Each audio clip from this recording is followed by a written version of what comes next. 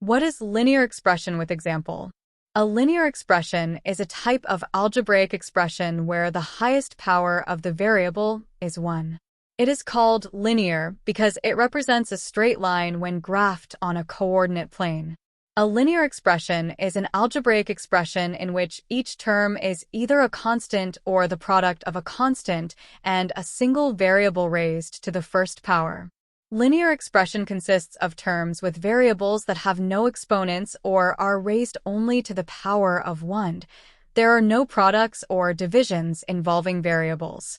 Example: 3x plus 2 is a linear expression. It includes the variable x raised to the power of 1 and a constant 2. 5y minus 7 is another linear expression. It includes the variable y raised to the power of 1 and a constant minus 7. Linear expressions are used to represent relationships where changes occur at a constant rate, and they form the basis for linear equations and linear functions.